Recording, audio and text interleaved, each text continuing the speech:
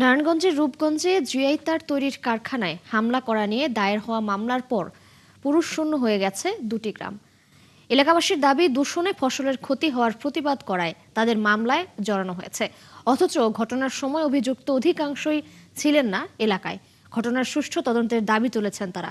রিয়াজ হোসেনের তথ্য ছবিতে প্রতিবেদন। ঘটনার সূত্রপাত 17 ফেব্রুয়ারি।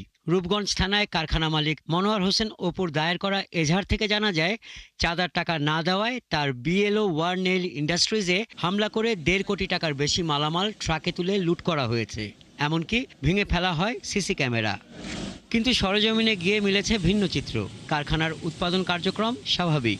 বড় ধরনের লুটপাটের দৃশ্যমান কোনো আলামত নেই। ভাঙা একটি জানালা, একটি তালা ও একটি নাম ফলক। 6 কাঠা জমির উপর নির্মিত কারখানায় মিলেছে নানা অনিয়মের চিত্র। সেখানে অ্যাসিড দিয়ে তার ওয়াশ করা হলেও কোনো ধরনের সুরক্ষা ছাড়াই কাজ করছেন শ্রমিকরা।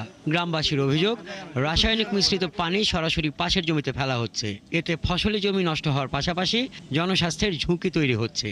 তাই পরিবেশ দূষণ ও ফসলের ক্ষতি হওয়ার প্রতিবাদ জানাতে 17 ফেব্রুয়ারি তারা কারখানায় গেলে কর্তৃপক্ষের লোকজনের সাথে কথা কাটাকাটি হয়। এরই জেরে এই মামলা, যদিও মালিকপক্ষের লোকজন তা স্বীকার করেননি।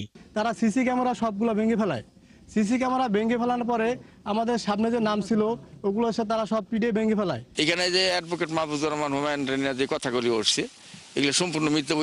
ওই দিন 17 তারিখ উনি সংসদ ভবনে ছিল। কেন হ্যাঁ মাদকের ব্যবসা করে, পাসপোর্টের ব্যবসা করে, মেয়ের ব্যবসা করে, তো বিভিন্ন ধরনের আকাম কুকামের মধ্যে লিপ্ত। ময়লা যায়, ময়লার কারণে কৃষি দূষণ হয়, কৃষি কাজ করতে পারে না এবং মানুষ চলাফেরার অসুবিধা, ফসলের অসুবিধা। এই রাস্তা দিয়ে আপনার আরো যাচাই করে দেখেন ট্রাক ঢুকে কিনা, এটা ট্রাক ঢুকার রাস্তা কিনা, আর এদের গেট ভাঙ্গার কোনো পরিস্থিতি আছে কিনা, তাহলে লোক ঢুকছে কোন হান্দা, লুটপাট করছে কোন হান্দা।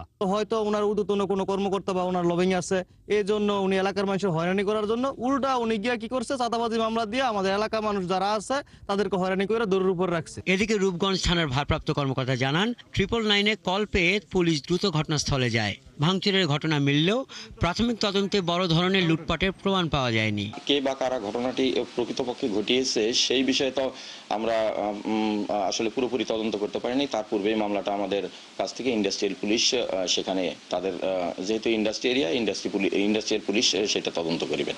এখন এলাকাবাসীর দাবি, ঘটনার ঠিকঠাক তদন্তের এবং হয়রানি মুক্তির। হাসান আহমেদ, 71।